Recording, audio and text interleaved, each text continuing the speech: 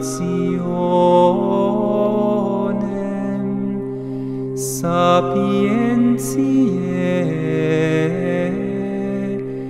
letificatus.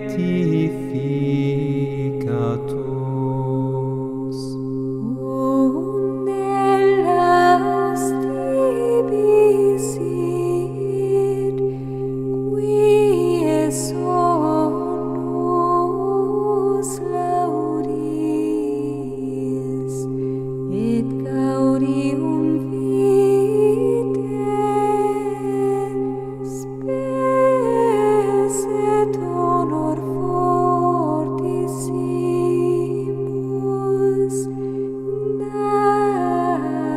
dans premia lucis.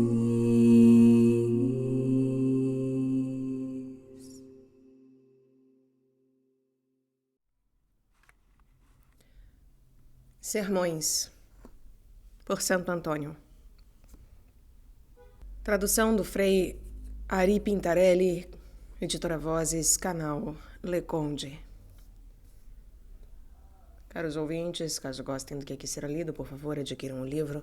E caso gostem do meu trabalho, possam, devam e queiram auxiliá-lo. Os links estão todos no descritivo. Centavos serão muito bem-vindos, seja via Pix, PayPal, Apoia-se ou Vaquinha, ou ainda comprando livros pela lista de desejos da Amazon, ou tornando-se membro aqui do canal. Obrigada a todos pela presença. Eu peço para que, por favor, curtam, compartilhem, comentem, inscrevam-se no canal, caso já não tenham feito, pois tudo isso faz muita diferença em termos de engajamento. E também peço e conto com as orações de vocês. Que Deus vos abençoe, vos guie, vos guarde, meus caros. Eu desejo a todos uma boa escuta. 8º domingo depois de Pentecostes. Temas do sermão. Evangelho do 8º domingo depois de Pentecostes. Guardai-vos dos falsos profetas. Divide-se em 3 partes. Primeiramente, sermão sobre a morada que a alma fiel prepara para Jesus Cristo. Disse a mulher sunamita. Parte 1ª. Sermão contra os falsos profetas. Dos profetas de Jerusalém veio a corrupção sobre a terra. Sermão contra os falsos religiosos. Disse Jeroboão à sua mulher. Fala-se também da hiena, da sua natureza e do seu simbolismo. Sermão moral sobre os falsos profetas, isto é, sobre os afetos carnais. Guardai-vos. E agora todos os profetas de Baal e aquilo que segue. Parte 2ª. Sermão sobre os 5 elementos de que se compõe a árvore e seu significado, cada árvore. Sermão sobre as 10 linhas que estão no relógio e os respectivos degraus e seu significado. O rei Ezequias disse a Isaías: qual será o sinal? Sermão sobre os 5 elementos que existem na árvore má. Um vigia, um santo, desceu do céu. Parte 3ª. Sermão contra aqueles que se dirigem ao Senhor enquanto estão em pecado mortal. Clamam a mim de Seir. Sermão contra a gula, a soberba, a vanglória e a luxúria. Eles se encheram e se fartaram. Sermão sobre a maneira de procurar o Senhor. Quando Josias ouviu as palavras da lei do Senhor. Exórdio, a morada que a alma fiel deve preparar para Cristo Jesus. Naquele tempo, disse Jesus aos seus discípulos: guardai-vos dos falsos profetas, que vêm a vós com vestes de ovelhas.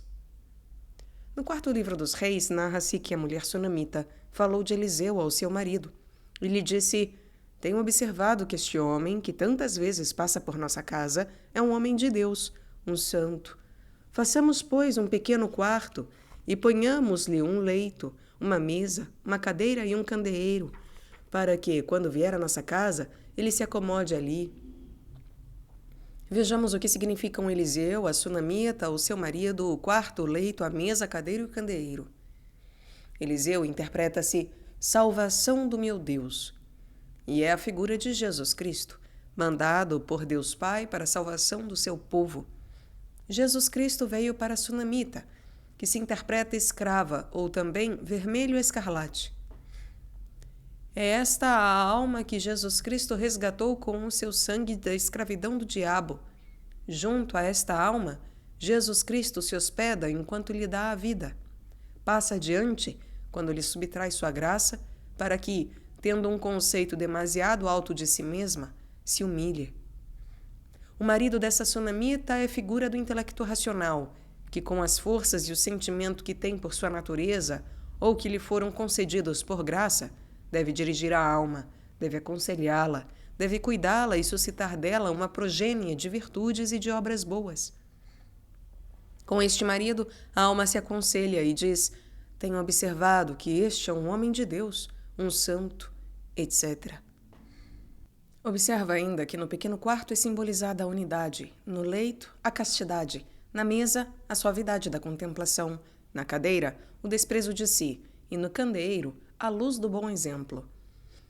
O quarto é chamado em latim cenaculum, cenáculo, isto é, local no qual várias pessoas comem juntas, como também cenobium, cenóbio, que quer dizer reunião de muitos, e, portanto, está a indicar a reunião, a unidade dos fiéis, da qual o esposo do Cântico dos Cânticos diz: tu feriste o meu coração, irmã, esposa minha, com um só dos teus olhares e com um cabelo do teu pescoço.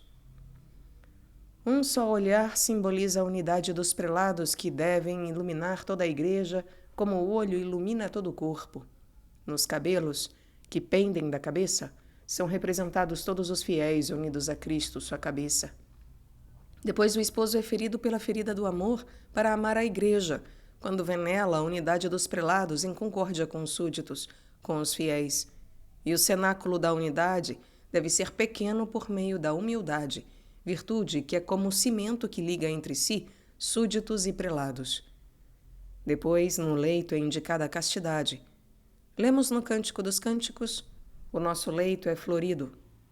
O leito da consciência deve ser florido com os lírios da pureza. Assim, na mesa é indicada a suavidade da contemplação, da qual diz o Salmo: diante de mim tu preparas uma mesa. A mente, quando é elevada para saborear aquela doçura, já não dá importância alguma aos sofrimentos ou às tribulações, porque aquela doçura influi na mente de tal modo que não pode mais angustiar-se com o sofrimento.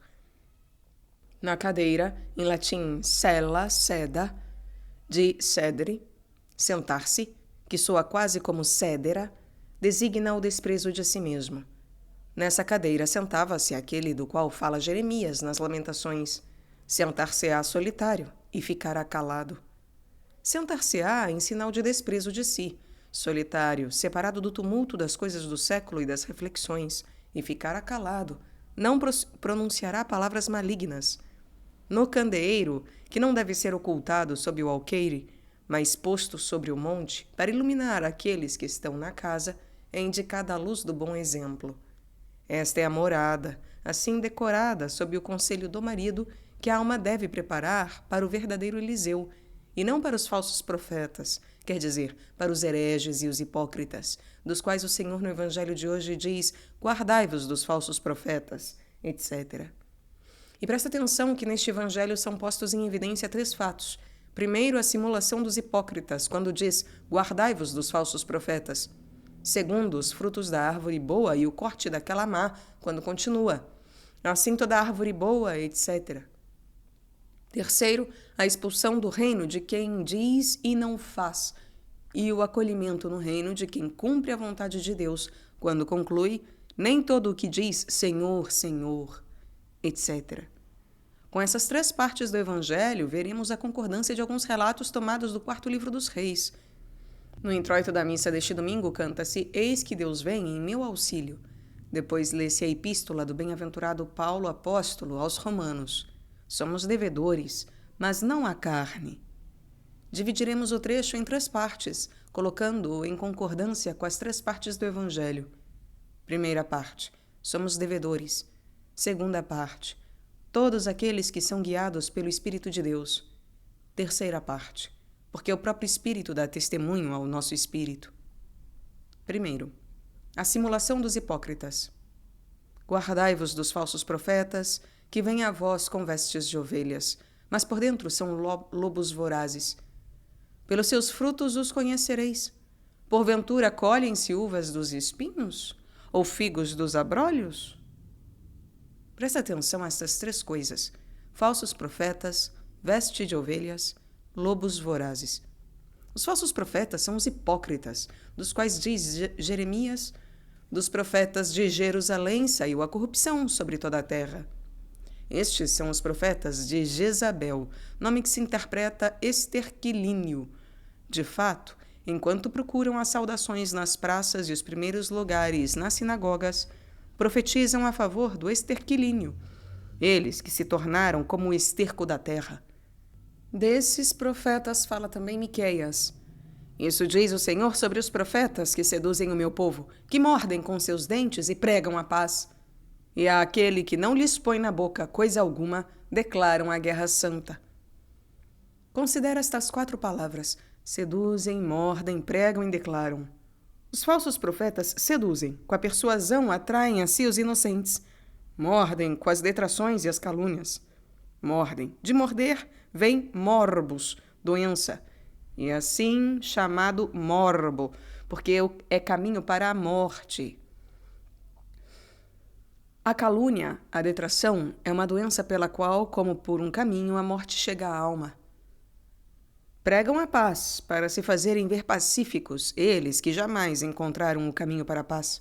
Estes são sacerdotes ladrões, que mordem com vitupérios aqueles que não dão, e àqueles que dão, pregam a paz e prometem a misericórdia, e àqueles que não dão, declaram a guerra santa. Efetivamente, consideram coisa santa e justa perseguir aqueles que não dão e feri-los com a espada da excomunhão. Mas se depois derem, abençoam-nos com uma solene bênção. Eles que são amaldiçoados pelo Senhor, que amaldiçoa também suas bênçãos. De fato, há aqueles que dão, dizem: vós sois filhos da igreja e honrais a vossa mãe, porque sofreis com ela por sua pobreza, e, portanto, sois benditos porque dais a ela. Mas dizei-me, ó falsos profetas, ladrões e homicidas, quem é a igreja, senão a alma fiel? Para torná-la pura, sem mancha e sem ruga, o Senhor entregou à morte a sua alma, isto é, a sua vida. Quem dá a essa igreja aquilo que tem, o Senhor o abençoará. Mas ai, hoje a jumenta cai por terra, e existe logo quem está pronto a ajudá-la a levantar-se. Mas perece uma alma, e não há ninguém que a socorra. Se fossem verdadeiros profetas, diriam com o verdadeiro profeta Jeremias: ai de mim, que a minha alma desfalece por causa dos mortos. Ai de mim, por causa da tribulação do meu povo. Quem derramará a água sobre minha cabeça? E quem dará aos meus olhos uma fonte de lágrimas? E chorarei dia e noite sobre os mortos da filha do meu povo. Temos depois a concordância do 4º livro dos Reis, onde se narra que o homem de Deus, Eliseu, ficou perturbado e chorou. E Azael disse-lhe: por que chora o meu senhor? E Eliseu respondeu-lhe: porque conheço os males que farás aos filhos de Israel. Queimarás as suas cidades fortes e passarás o fio da espada, a fio da espada, os seus jovens, e esmagarás as suas crianças, e rasgarás pelo meio o ventre das mulheres grávidas. Eliseu é figura do digno prelado da igreja, que deve chorar até ter o rosto desfigurado, porque Azael, isto é, o diabo, dá as chamas com o fogo da cobiça às cidades, isto é, as almas dos fiéis. Mata com a espada de sugestão os jovens, quer dizer, destrói as virtudes. Esmaga as crianças, isto é, destrói as boas obras ainda em seus inícios. Rasga o ventre às mulheres grávidas. Destrói o propósito da boa vontade. E quem não chorará sobre tão grandes males? Mas os falsos profetas não se preocupam com isso, contanto que tenham o que depredar. Com razão, pois, o Senhor diz: guardai-vos, isto é, fiquem bem atentos dos falsos profetas.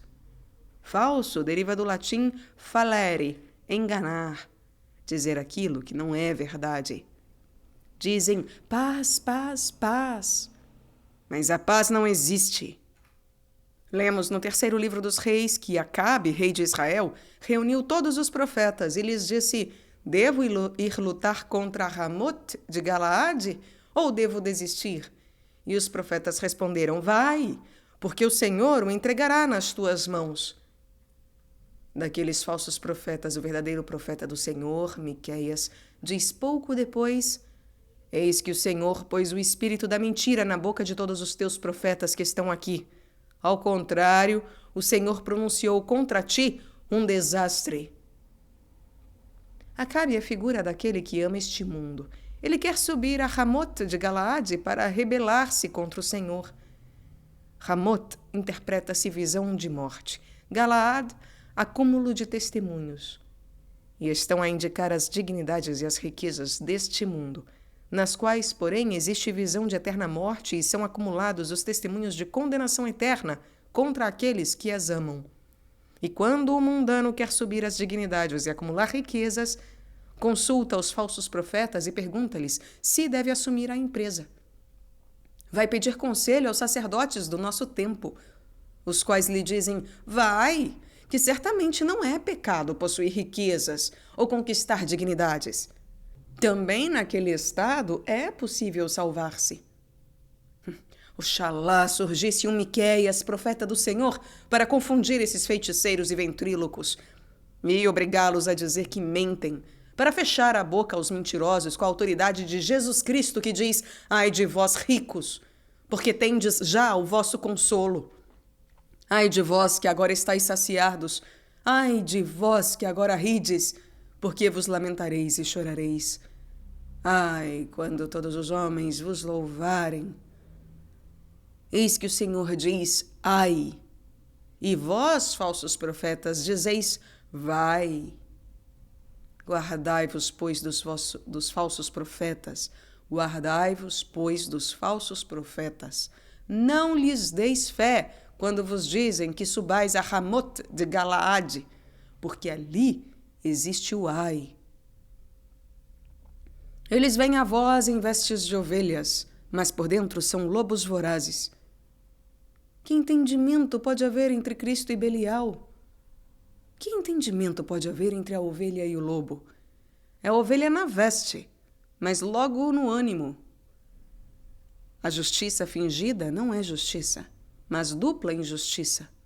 Agostinho. Os falsos religiosos são lobos vorazes, mas apresentam-se em veste de ovelha.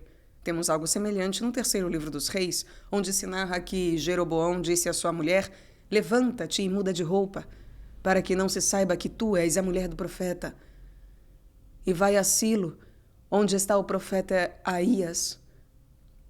Quando a mulher chegou junto ao profeta, fingiu não ser quem ela era. Aías ouviu o ruído dos seus pés ao entrar pela porta e disse: entra, mulher de Jeroboão. Por que finges ser outra? Jeroboão interpreta-se divisão do povo, e a figura do falso religioso que, dividido, bipartido em ovelha e lobo, provoca sempre divisões e discórdias no claustro e nos capítulos. É realmente como um Satanás entre os filhos de Deus. Como diz o Salmo, é o inimigo que vaga nas trevas. A mulher de Jeroboão é a voluptuosidade lupina, e o lobo quer que ela mude a roupa, isto é, vista a pele da ovelha. Mas o profeta do Senhor, Aías, reconhece-a e lhe diz: entra, etc. Aías interpreta-se exame da vida e está a significar a consciência do homem que sempre protesta e denuncia qualquer simulação. Onde diz o apóstolo aos Romanos: o testemunho da sua consciência e seus próprios pensamentos ora os acusam, ora os defendem. E Salomão, nos Provérbios: o mal anda sempre em busca de contendas, mas um mensageiro sem piedade será enviado contra ele. Isto é, a consciência que censura e remorde. E considera que o hipócrita camuflado sob a pele de ovelha é como a hiena, da qual narram-se muitas coisas incríveis. A hiena é um animal pequeno e selvagem que passa a noite a escavar entre os túmulos e se alimenta dos corpos dos mortos. Imita a voz do homem, vá atrás dos pastores em seus recintos, e ouvindo-os longa e atentamente aprende seus chamados e os nomes para poder depois exprimir-se imitando a voz humana, e de noite atacar o homem, depois de tê-lo atraído com um estratagema. Simula também o vômito do homem, e com estertores e esforços atrai os cães e a seguir os devora. E se os cães, quando vão caçá-la, entram em contato com sua sombra enquanto a seguem, perdem a voz e não podem mais latir. Os olhos da hiena variam muito de aspecto e de cor. Nunca diminui a força do olhar, mas avança sem perder de vista aquilo que tem em mira. Na boca não tem gengivas. Tem um só dente que não o perde nunca e que, para não perder a ponta, entra como que numa cavidade natural. Se a hiena gira 3 vezes ao redor de um animal, este não tem mais condições de mover-se. A esse propósito, o Senhor, por boca de Jeremias, diz: a minha herança tornou-se para mim como um covil de hiena. Assim também o hipócrita é um animal, porque vive como animal. Torna-se pequeno com a simulação, é selvagem por causa da malvadez da sua conduta, já que à noite vai escavando nos túmulos da simulação. Como diz o apóstolo, introduz-se nas casas das mulheres. Com palavras melífluas e bênçãos, seduz o simples, e assim alimenta-se dos cadáveres dos pecadores. Imita a voz, isto é, os louvores dos homens. Entra nos recintos dos pastores, quer dizer, nos lugares onde se prega, e, ouvindo atentamente, aprende também ele a pregar. Depois, com o favor das trevas, engana as pessoas que, com a sua pregação, atraiu a si. Simula também o vômito do homem, isto é, a confissão dos pecadores. Proclama-se pecador, mas está bem longe de crer-se tal. Com falsos soluços e gemidos, tenta fazer-se passar por santo pelo povo que o vê gemer daquele modo. E algumas vezes consegue enganar também os justos, que creem com demasiada facilidade em sua fingida devoção. Se sua sombra passa por alguém, este não é capaz de latir-lhe contra. Antes, o defende. E isto sucede sobretudo hoje com aqueles que confiam nos hereges. Esses certamente não prestaram ouvidos ao conselho do Senhor. Guardai-vos dos falsos profetas, etc. Depois, nos olhos do hipócrita, há muitas mudanças. Por vezes levanta os olhos para o céu e suspira. Outras vezes dirige-os para a terra e chora. E a mudança de cor, ora é pálido, ora preto, ora tem vestes desprezíveis, ora bem arrumadas, ora agrada-lhe a abstinência, ora desagrada-lhe. E toda essa mudança de cores é sinal da instabilidade interior. Igualmente, todo animal que a hiena, isto é, o herege ou hipócrita, tiver rodeado 3 vezes, isto é, enganou-o com a palavra da pregação, com o exemplo de sua fingida santidade e com a oferta de alegres promessas, ficará imobilizado em relação ao bem. Guardai-vos, pois, vos peço, dos falsos profetas. Reconhecê-los-eis por estes seus frutos. E adverte a glosa. São reconhecidos, sobretudo por causa da sua impaciência no tempo das adversidades. De fato, quando a prosperidade sorri, sob a pele de ovelha esconde-se o ânimo do lobo. Mas, quando sopra o vento contrário, então a pele de ovelha é rasgada pelas dentes do lobo. Porventura colhem-se uvas de espinhos, ou figos dos abrolhos? Os espinhos são chamados assim de pungere, porque são pontudos como as agulhas, spice. E os abrolhos são chamados em latim tribuli, porque atribulam. Os espinhos e os abrolhos representam os hereges e os hipócritas, nos quais ninguém que seja sensato jamais poderá encontrar a santidade ou a verdade. Eles só sabem lacerar e ferir aqueles que os seguem. Eles só sabem lacerar e ferir aqueles que os seguem. Guardai-vos dos falsos profetas. Falsos profetas são também os instintos carnais que, para enganar a alma, propõem o pretexto da fragilidade e da debilidade da natureza, anunciam a abundância das coisas terrenas, profetizam a paz e proclamam que grande é a misericórdia de Deus, e insinuam todas essas coisas para induzir a alma ao pecado. De tudo isso, o justo, chorando com as palavras de Jeremias, diz: Ah, Senhor Deus! Os profetas lhes dizem: não vereis espada e não haverá fome, mas o Senhor vos concederá uma paz verdadeira neste lugar. Quando os instintos carnais falam assim, não nos resta senão gemer e dizer: Ah, Senhor Deus, Senhor Deus. E neste tríplice "ah" é simbolizada uma tríplice dor, a do coração, a da boca e a do corpo.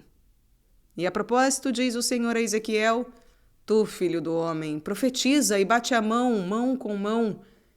e dobrem-se e tripliquem-se os golpes desta espada para aqueles que deverão ser mortos. Esta é a espada da grande matança que os faz pasmar. Quando o justo ouve a voz dos profetas, o sibilo dos rebanhos, o murmúrio dos desejos carnais, imediatamente deve bater mão com mão e duplicar ou triplicar a espada da dor, com a qual se matem os falsos profetas e se fazem calar seus desejos. Com razão, pois, o Senhor diz: guardai-vos dos falsos profetas. Sobre tudo isso, temos uma concordância no 4º livro dos Reis, onde Jeú diz: chamai-me, pois, agora todos os profetas de Baal e todos os seus ministros e todos os seus sacerdotes, nenhum deixe de vir. E quando foram reunidos, Jeú ordenou aos soldados e aos seus comandantes: entrai e matai-os, não escape nenhum. E os soldados passaram-nos a fio de espada, e tiraram do templo a estátua de Baal, queimaram-na e a reduziram a pó. Destruíram também o templo de Baal, e em lugar dele fizeram umas latrinas que ainda hoje existem. E assim Jeú fez Baal desaparecer de Israel. Jeú interpreta-se excitado ou irado, e é a figura do justo que deve insurgir-se e irritar-se com grande furor contra si mesmo, quando se vê presa da tentação. Então deve reunir todos os profetas de Baal, seus servos e seus sacerdotes, etc. Baal, que se interpreta devorador, simboliza o ventre que tudo devora, e cujos profetas são os instintos carnais. A estes o justo deve reunir e exterminar com a espada da penitência. E tiraram do templo a estátua. O templo é chamado em latim fanum, e deriva de fauno, falsa divindade florestal, a qual os pagãos, em seu erro, destruíram templos. Ou também porque no fanum aparecem figuras de demônio. Realmente, a palavra grega fania significa aparição, fania significa aparição, ou ainda vem de fandó, gerúndio do verbo fari, profetizar. O templo de Baal simboliza a gula, que suscita na mente visões de peixes e de carnes. Desse templo, o justo deve tirar a estátua, isto é, o ídolo da concupiscência, queimá-la com a fome e a sede e reduzi-la a pó com diversas mortificações. Destruíram também o templo de Baal.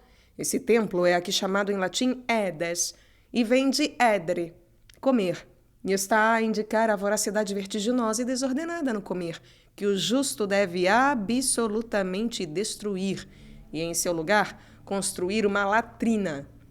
A palavra latrina, que é privada ou banheiro, deriva do latim lateo, lates, esconder, e simboliza o fedor do ventre.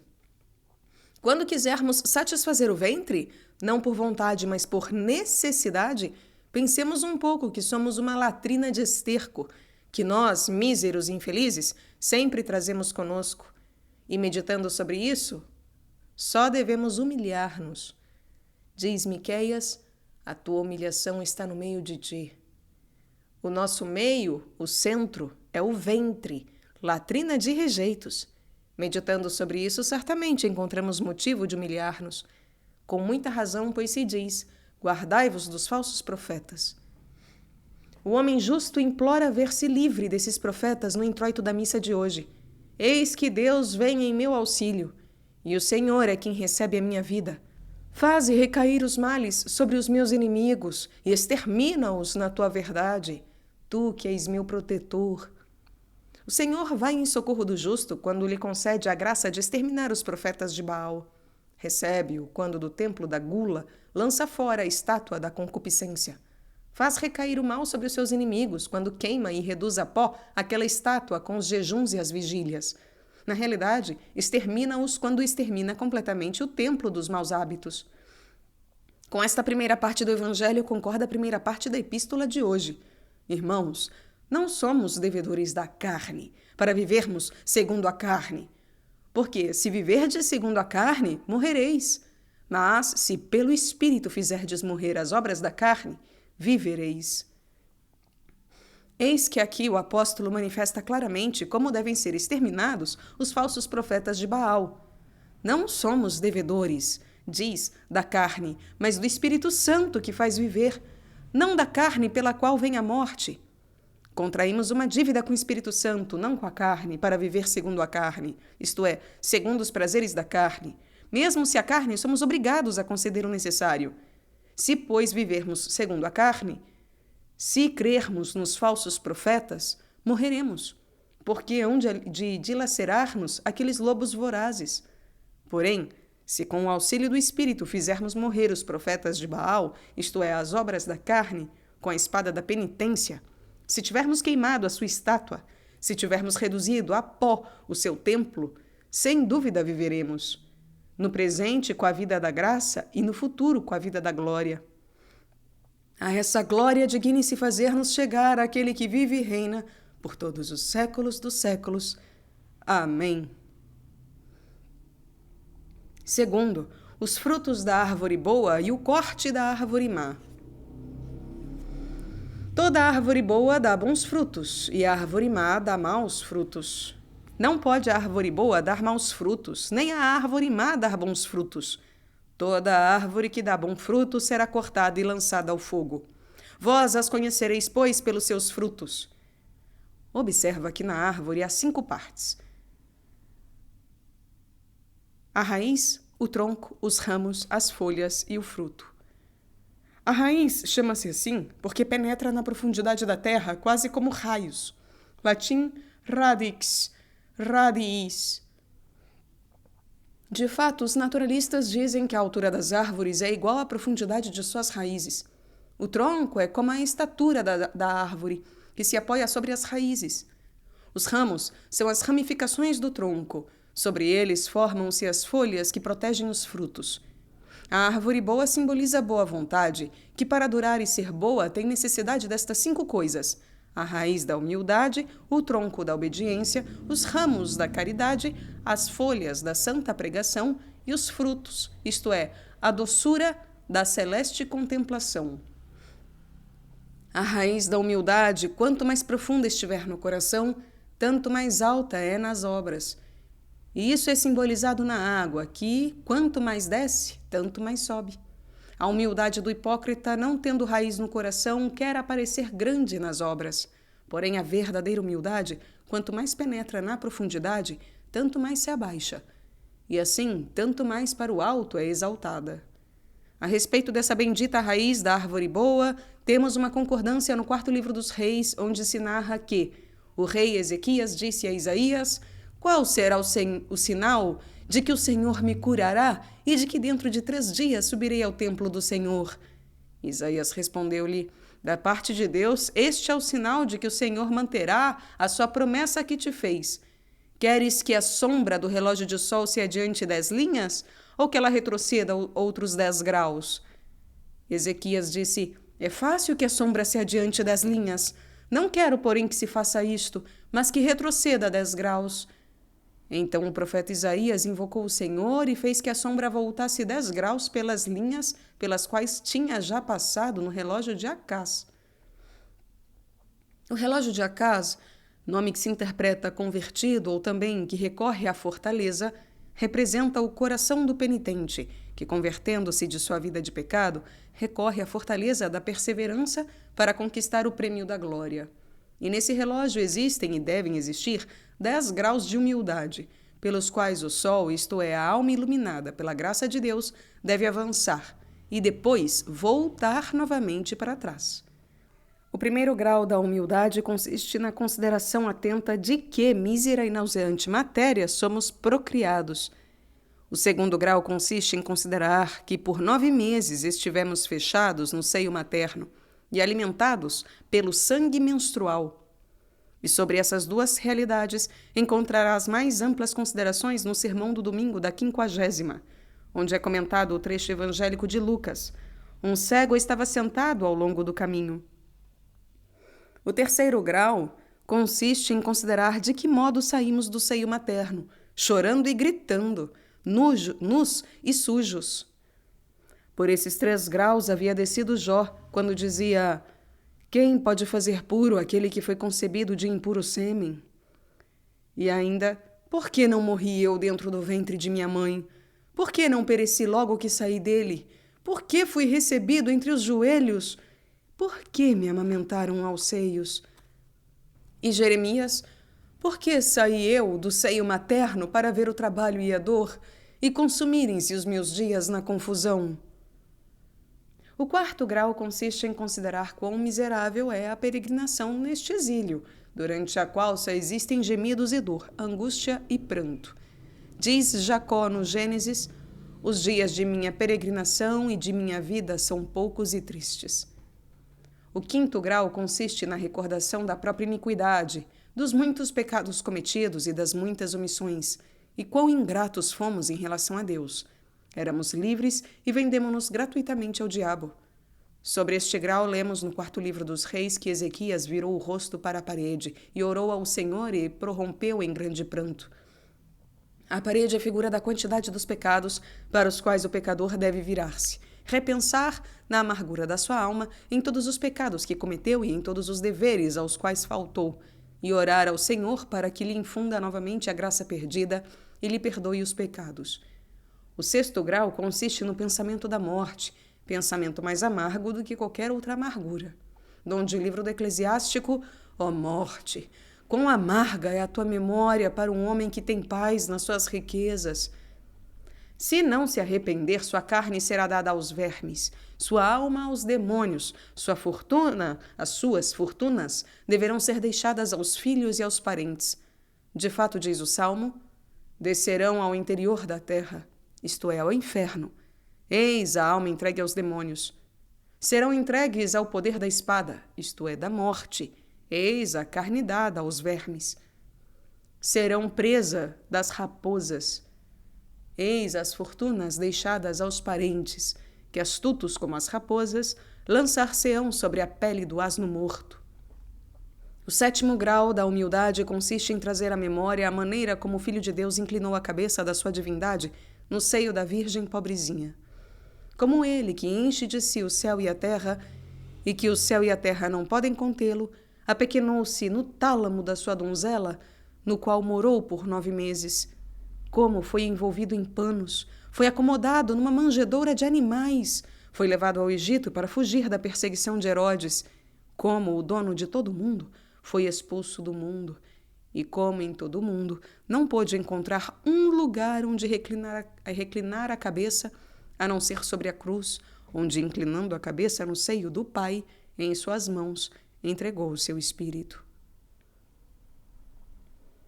O oitavo grau consiste em considerar de quanta misericórdia e de quanta benevolência Jesus usou com os pecadores, que atraía a si com a doçura da sua pregação e com os quais também tomava o alimento para chamá-los à penitência. E quanta compaixão provou aquele que chorou amargamente sobre a cidade na qual devia ser crucificado, e sobre Lázaro, que depois ressuscitaria. E quanta benignidade teve no coração a ponto de querer falar a sós com a samaritana e de permitir que a Madalena o tocasse. O nono grau consiste em considerar como foi batido com as varas, golpeado com bofetadas, coberto de escarros, coroado com uma coroa de espinhos, dessedentado com fel e vinagre e crucificado entre 2 ladrões, como se fosse um deles.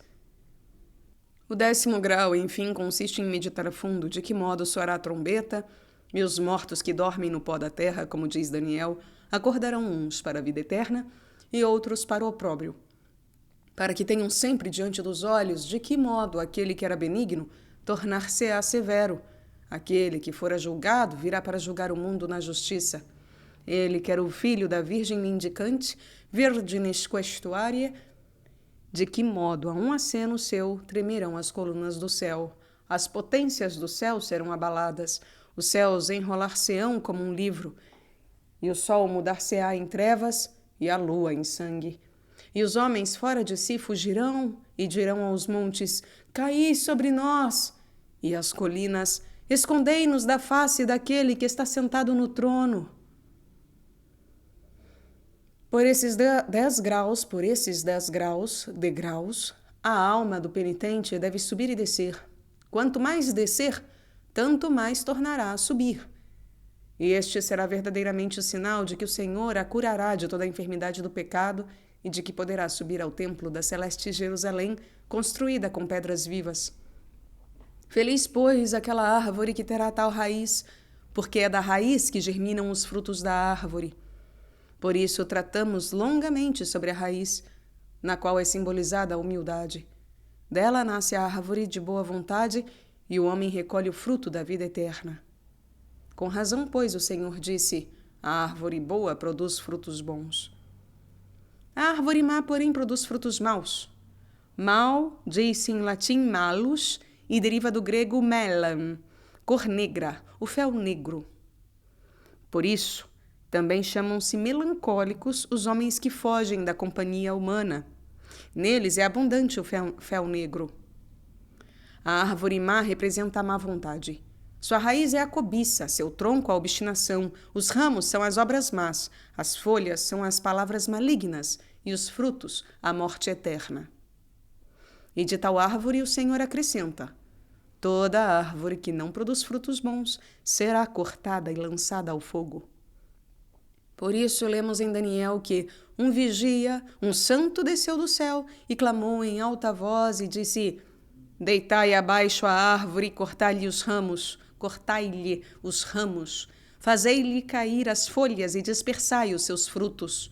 Fujam os animais que estão debaixo dela e as aves que estão entre os seus ramos. A árvore é cortada quando o pecador, cortado pelo machado da morte, cai e retorna para a terra. E então os ramos das riquezas e os sucessos deste mundo são arrancados e sacudidas as leves folhas das palavras. Já cessam as palavras, porque chegou as pancadas. Iam cessant verba, quia ventum est ad verbera.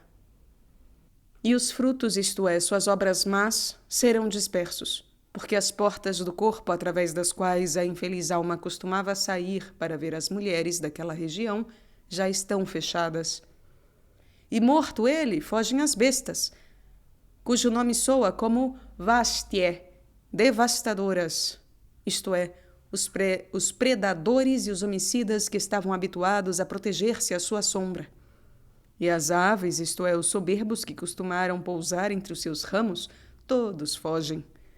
Bem diz, pois, o Senhor: toda árvore que não traz bons frutos será cortada e será lançada ao fogo, que está preparado para o diabo e para os seus anjos. A propósito, diz Isaías: desde ontem está preparado o lugar de Tofet, preparado para o rei, profundo a espaçoso. Para acendê-lo é preciso fogo e muita lenha. O sopro do Senhor, como uma torrente de enxofre, é o que o acende. O Tofet, que significa largura, representa o inferno, que aumentou sua capacidade além dos limites. Foi preparado desde ontem, isto é, desde a eternidade, pelo Rei Jesus Cristo, a quem todo o passado é presente e para o qual aquilo que fez desde a eternidade é aquilo que para nós é o nosso ontem. Esse inferno é considerado profundo e largo. Profundo, porque sempre distante de tocar o fundo, isto é, sem um fim das penas. Largo, para receber e conter todas as almas dos condenados. E se chama inferno, porque as almas são lançadas dentro dele. Latim, inferuntur. Ele é aceso com muita lenha, isto é, com as almas dos pecadores. O sopro do Senhor, isto é, sua ira, como uma torrente de enxofre que arde e corrompe, acendê-lo-á. Quem arde nesse mundo do fogo da avareza e é contagiado pelo fedor da luxúria, ali queimará eternamente. Com esta segunda parte do Evangelho concorda a segunda parte da Epístola. Todos aqueles que são conduzidos pelo Espírito de Deus, esses são filhos de Deus. Vós não recebestes o espírito da escravidão para estardes novamente com temor, mas recebestes o espírito de adoção de filhos, pelo qual clamamos: Abá, Pai. O Espírito de Deus é a humildade. E aqueles que são conduzidos, isto é, animados pela humildade, são verdadeiramente árvore boa, porque são filhos de Deus. Como a raiz sustenta e alimenta a árvore, assim também a humildade sustenta e alimenta a alma. O espírito de humildade é mais doce do que o mel, e quem é alimentado pelo mel produz frutos doces. Vós não recebestes o espírito de escravos, que vos obrigue de novo, como no tempo da lei, a servir a Deus forçadamente, por temor do castigo. A árvore má não recebe o espírito de adoção de filhos, mas o da escravidão, de servos, que não ficam sempre em casa, mas serão cortados e lançados no fogo inextinguível. Acontece a adoção quando se adota alguém no lugar de filho. Por isso, o filho adotivo, isto é, acolhido no lugar do filho verdadeiro Jesus Cristo, que seja sempre bendito, depois de ter sido enxertado no broto da fé de uma árvore estéril, obtém uma árvore boa e frutífera. E de filhos da ira, faz cada dia filhos da graça, para que com a contrição do coração e a confissão da boca, clamem cada dia, Abá, Pai. Abá é um termo siríaco e hebraico, que em latim significa pater, pai.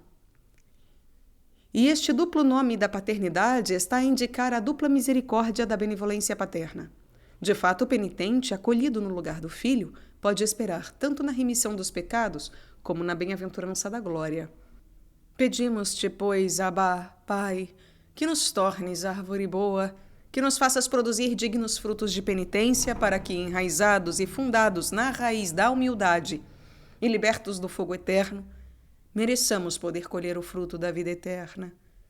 Nolo concedas tu, que és bendito nos séculos dos séculos. Amém.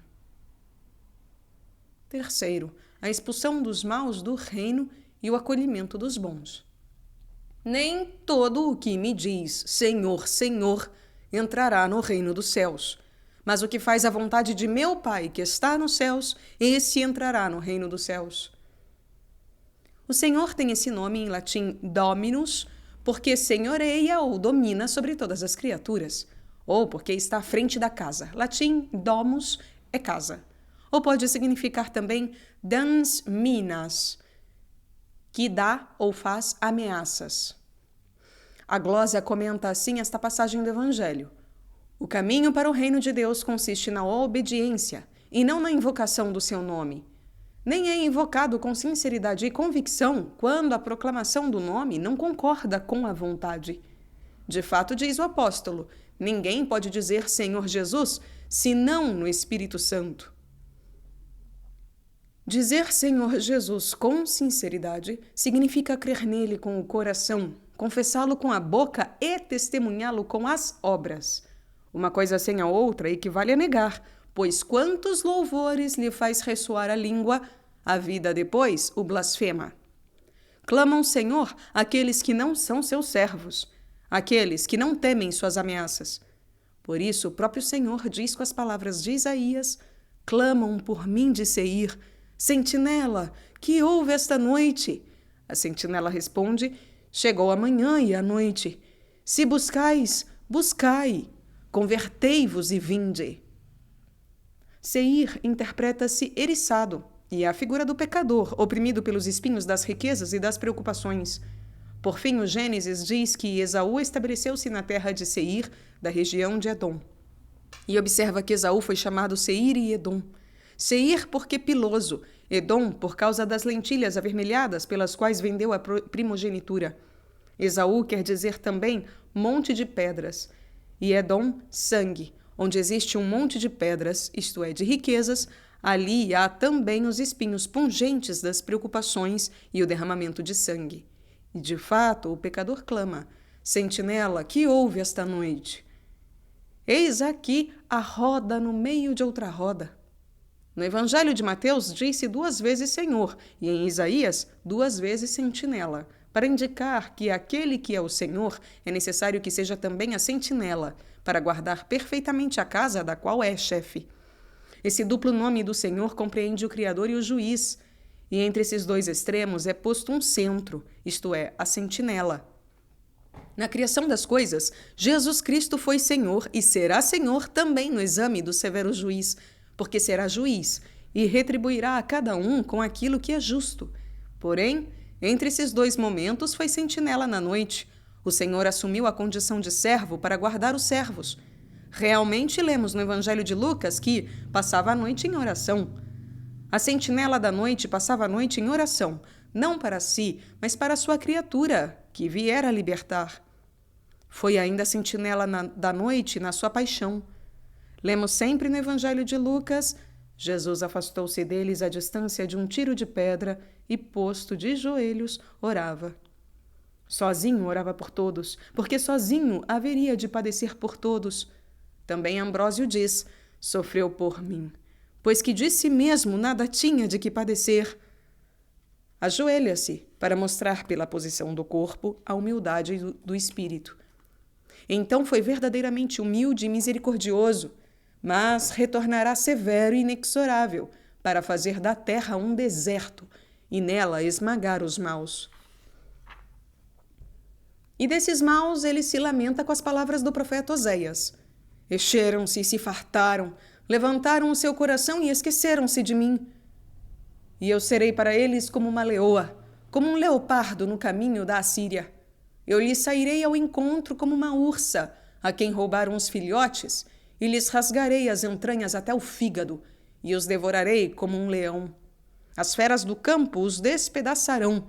A tua perdição, ó Israel, vem de ti mesmo. Só em mim está o teu auxílio. Observa que nesta passagem são postas em evidência 8 coisas, isto é, 4 vícios e seus 4 correspondentes castigos. Encheram-se, eis as riquezas e a avareza. Fartaram-se, eis a gula. Levantaram o seu coração, eis a soberba e a vanglória, e esqueceram-se de mim, eis a luxúria. Com efeito, diz Ezequiel, visto que te esqueceste de mim e me lançaste para trás das costas, carregarás também tu as tuas maldades e as tuas fornicações. Lança o Senhor para trás de suas costas aquele que, esquecido da sua amarga paixão, abandona-se aos prazeres do corpo e, por amor do seu corpo, torna-se escravo da gula e do ventre. Por isso, diz o Senhor, serei como uma leoa contra os que se encheram. Como um leopardo no caminho dos assírios, sairei ao encontro daqueles que se fartaram. Como uma ursa a quem roubaram os filhotes, eu rasgarei as entranhas até o fígado dos soberbos, que levantaram o seu coração. Nós amamos com o fígado. Nele é simbolizado o amor às coisas terrenas, e o Senhor rasgará as entranhas de quem as ama. E como um leão devorarei os luxuriosos, e as feras do campo, que é o diabo, os rasgará com a espada da morte eterna. E assim, no seu sofrimento, terão como torturador aquele a quem ouviram como instigador na culpa. A tua perdição, ó Israel, vem de ti mesmo. Como se dissesse, se te perdeste, a culpa é tua. Mas de nenhum outro poderá vir teu auxílio senão de mim, que guardo Israel. Portanto, muito bem se diz, sentinela, que ouve esta noite, sentinela, que ouve esta noite. E a sentinela responde, veio amanhã e depois virá a noite. Se buscais, buscai, convertei-vos e vinde. Sentinela quer dizer cuidado, e manhã em latim mane vem de manus, mão, bom, porque os antigos dizem que a mão é um bem. Manus, mão, bom, porque os antigos dizem que a mão é um bem. E, de fato, o que é melhor do que a luz da manhã, mane? O Senhor, nossa sentinela, que tem cuidado de nós, daqueles que clamam Senhor, Senhor, diz, vem amanhã, isto é, a luz da graça. Andai, portanto, enquanto é dia, porque chegará a noite, na qual já não podereis fazer nada. Se uma árvore de Salomão cair cortada para o meio-dia, isto é, para a vida eterna, ou se cair voltada para o norte, ou seja, para a morte, em qualquer lugar onde cair, aí ficará. Trabalha, portanto, com afinco enquanto é dia, ó pecador, porque não há ação nem razão naquele inferno para o qual caminhas, ou melhor, lanças-te com teus pecados. Portanto, se vos propondes buscar, buscai enquanto é dia, e se buscais, o que significa buscar? Convertei-vos, responde, e vinde. Eis como se busca a Deus e como é encontrado. O Senhor não deve ser procurado clamando Senhor, Senhor, porque Ele procura adoradores que o adorem em espírito e verdade, isto é, no espírito da contrição e na verdade da confissão. Desse modo, o santo Josias, rei de Judá, buscou o Senhor. Concorda com o que se disse até agora, aquilo que se narra dele no 4º livro dos Reis, onde se diz que, quando ouviu as palavras da lei do Senhor, Josias rasgou as vestes, concluiu uma aliança com o Senhor, comprometendo-se a seguir o Senhor com todo o seu coração e com toda a alma. Depois lançou para fora do templo do Senhor todos os vasos feitos em honra de Baal e os queimou fora de Jerusalém, no vale de Cedron. Queimou as carroças do sol, fez desaparecer também os feiticeiros, os adivinhos, as imagens dos ídolos e todas as abominações e as imundícias, e celebrou a Páscoa do Senhor. Josias interpreta-se: nele está o sacrifício, e representa o penitente, no qual está o sacrifício a Deus, que é o seu espírito compungido e arrependido. Quando ouve anunciar a glória eterna dos justos e o castigo dos pecadores, que nunca terminará, o penitente rasga as vestes, quer dizer, castiga os seus membros, que são como as vestes da alma, e estabelece um pacto com o Senhor, isto é, para que o Senhor lhe perdoe as culpas e ele, no futuro, não volte mais a cometê-las. E do templo do Senhor, isto é, do seu coração no qual mora o Senhor, tira todos os vasos que haviam sido feitos em honra de Baal, todos os excessos de gula com os quais servia o deus Baal, isto é, seu ventre, e os queima no vale do Cedron, que se interpreta tristeza e dor, isto é, queima-os na humildade da tristeza e do arrependimento. E com o fogo da penitência queima também as carroças do sol, isto é, os 5 sentidos do corpo, que sobre suas 4 rodas, quer dizer, entre os prazeres das coisas temporais, que se estendem a todas as 4 estações, correm no sol, isto é, na luz da glória passageira. E expulsa os feiticeiros, isto é, o espírito de avareza, e os adivinhos e encantadores, e os charlatães, chamados em latim arioli, enquanto gritam orações infames ao redor dos altares, latim ara, e nos quais são representados os hipócritas. Além disso, lança fora as imagens dos ídolos, isto é, as fantasias impuras, os maus pensamentos, as fornicações e as palavras obscenas. Limpo de todas essas coisas, o pecador celebra ao Senhor a Páscoa, que quer dizer passagem, porque passa dos vícios para as virtudes, para converter-se e seguir o Senhor, não dizendo Senhor, Senhor, mas fazendo a vontade do Pai, para assim, no fim da vida, merecer entrar no seu seio. Com esta terceira parte do Evangelho concorda também a terceira parte da Epístola. O próprio Espírito dá testemunho ao nosso espírito de que somos filhos de Deus. E se somos filhos, também somos herdeiros, herdeiros de Deus e co-herdeiros de Cristo. Se depois de nos termos convertido, seguirmos o Senhor, purificando o templo de toda impureza, então poderemos verdadeiramente reconhecer que o Espírito de Deus dá ao nosso espírito o testemunho de uma fundada esperança e atesta que somos filhos de Deus, que fazem a vontade do Pai que está nos céus. E se somos filhos, somos também herdeiros, isto é, participantes da mesma glória, herdeiros de Deus, que nos constitui herdeiros da herança eterna, com o testamento firmado pelo sangue e pela morte de seu Filho. E de seu Filho somos co-herdeiros, porque ele é carne e irmão nosso, por causa da coparticipação de nossa natureza, que ele exaltou acima dos anjos, para que nós fôssemos participantes da sua vida divina e, portanto, co-herdeiros.